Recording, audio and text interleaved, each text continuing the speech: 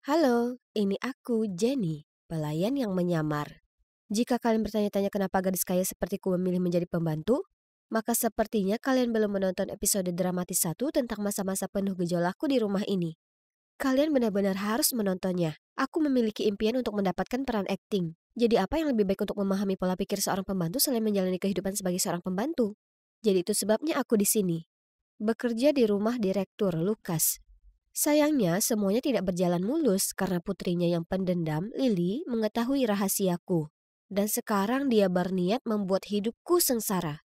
Jessie, Nona Hemingward meminta tehnya.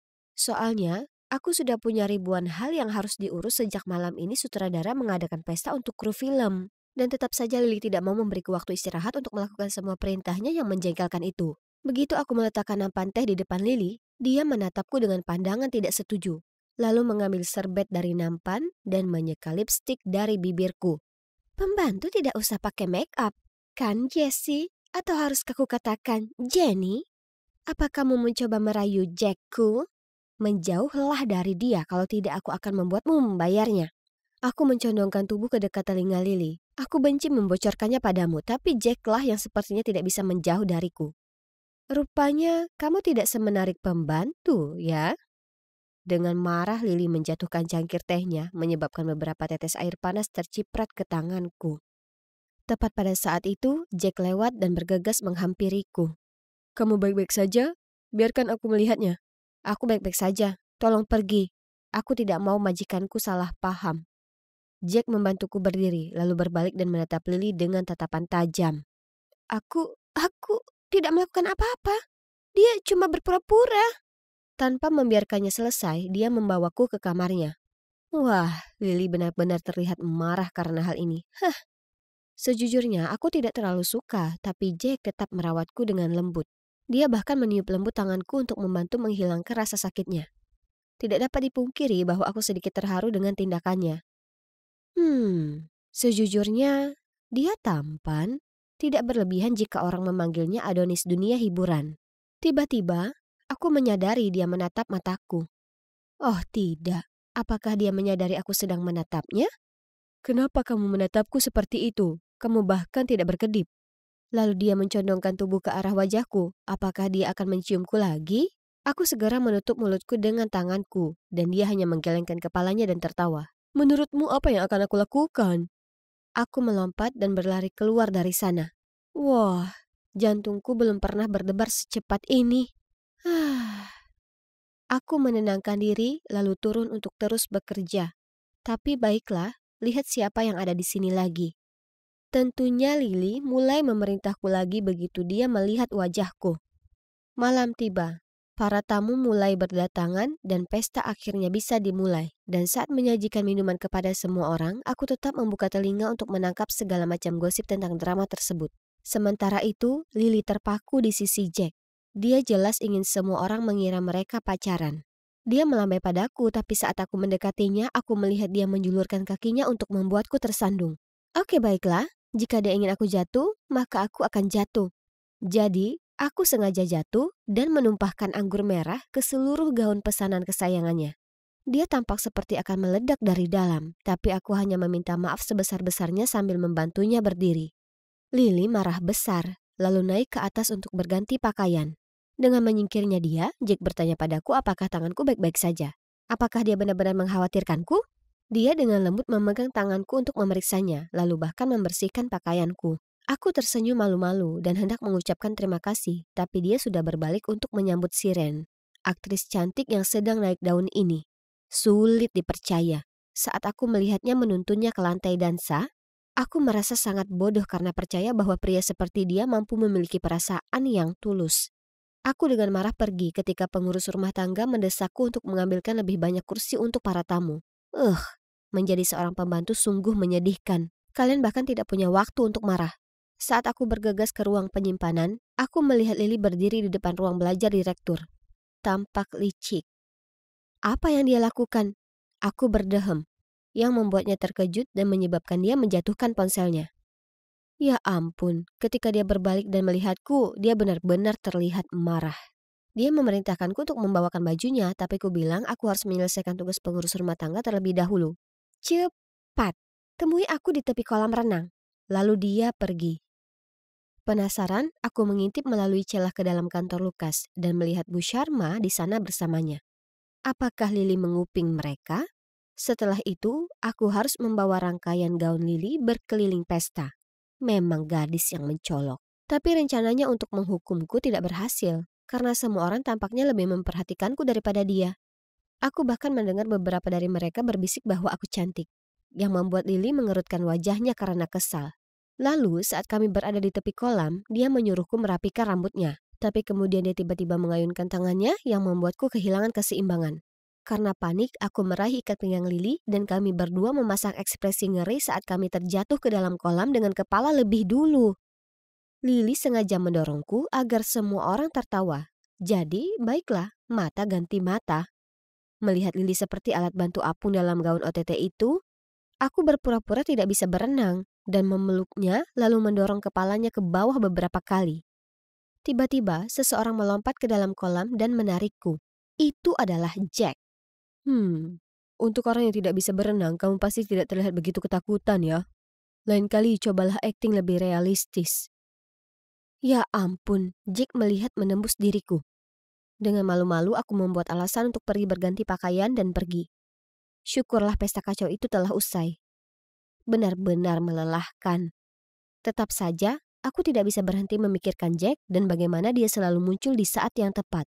Kurasa tindakannya benar-benar membuatku tersentuh, namun ada kemungkinan dia hanya memanfaatkanku untuk mengganggu Lily. Kan? Dia pasti tidak akan melepaskanku kali ini. Bicara tentang Lily, aku melarangmu berbicara dengan Jack lagi. Kamu mungkin lupa peringatanku. Ayahku ada di rumah sekarang. Haruskah aku bicara dengannya? Lakukan sesukamu, tapi aku yakin Percy akan tertarik melihat foto-fotomu yang jelek.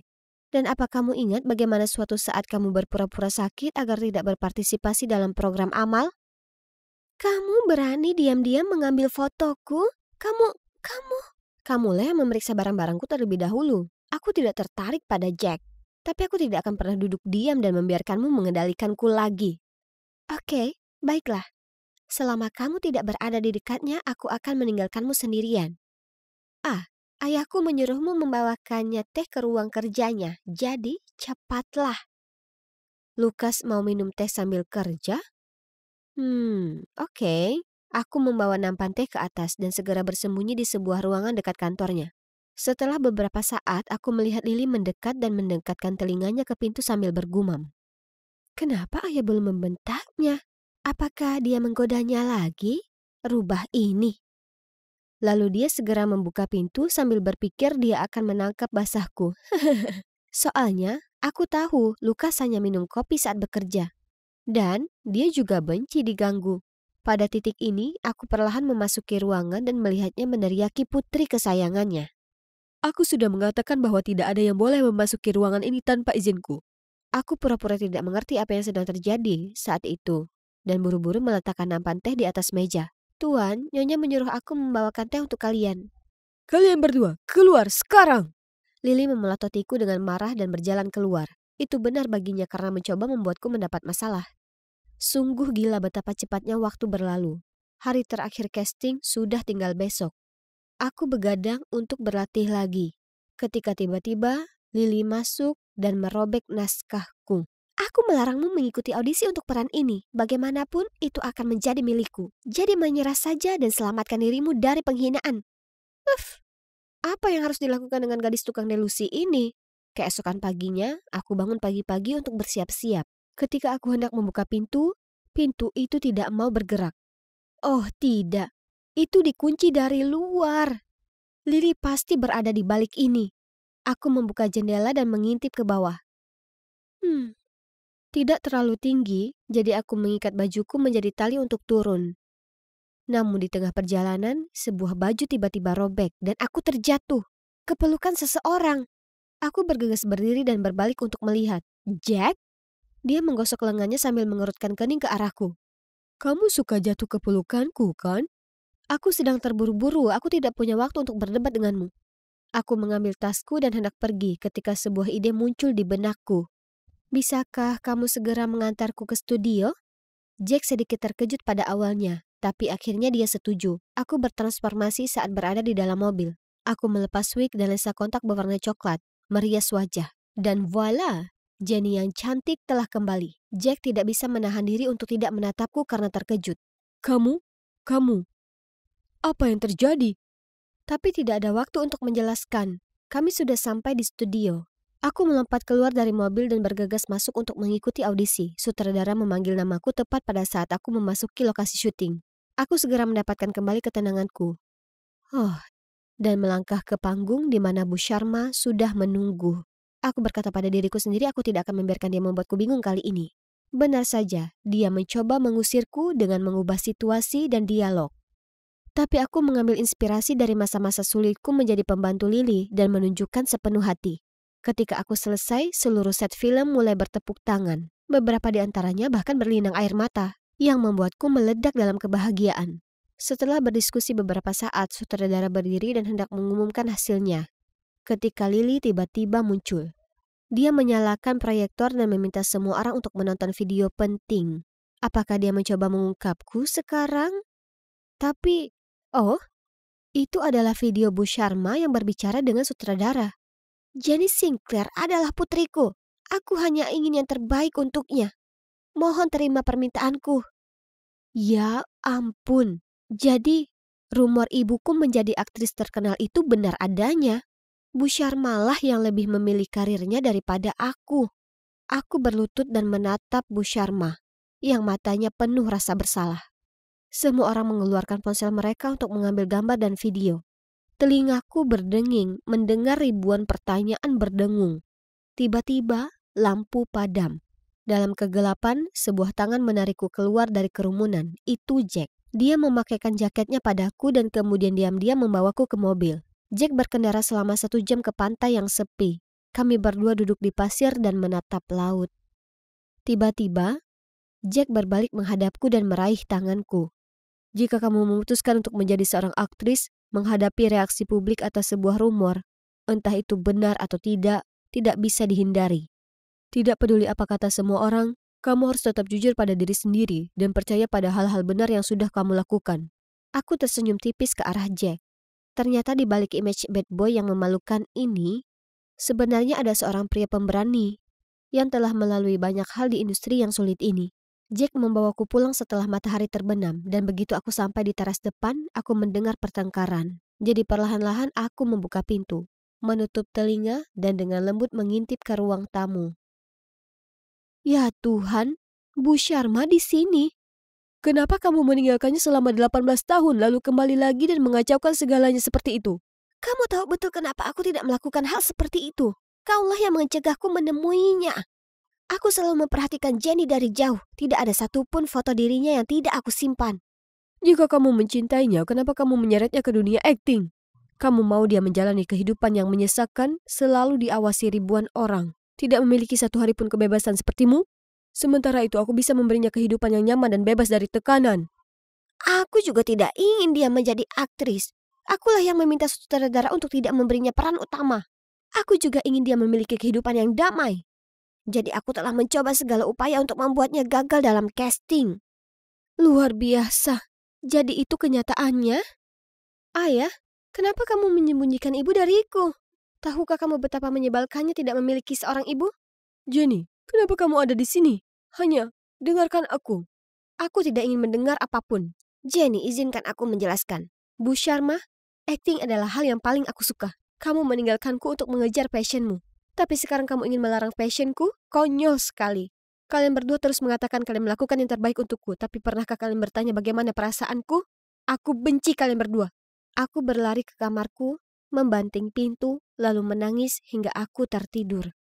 Ketika aku bangun, aku melihat banyak notifikasi di ponselku. Ternyata, Bu Sharma melakukan siaran langsung dan mempublikasikan cerita dari sisinya. Artikel itu memperlihatkan ruangan yang penuh dengan foto-fotoku dari bayi hingga dewasa.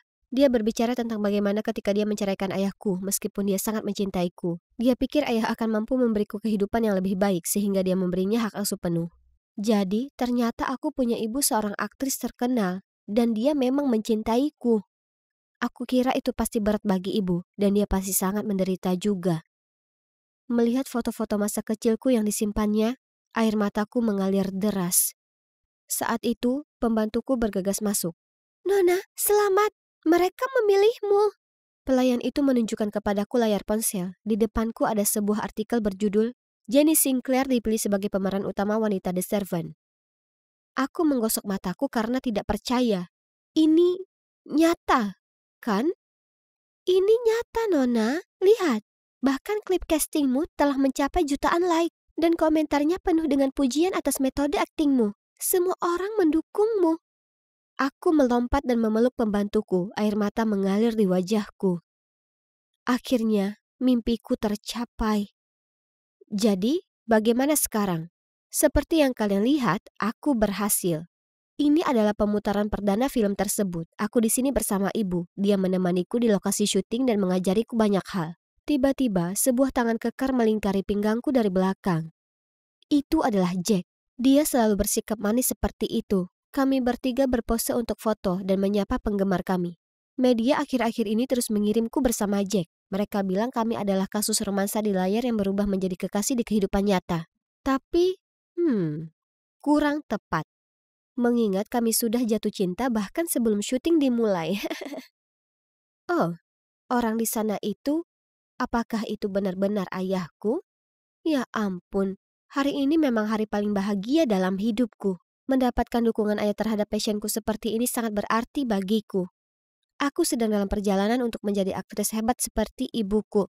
Atau, siapa tahu, mungkin lebih baik lagi.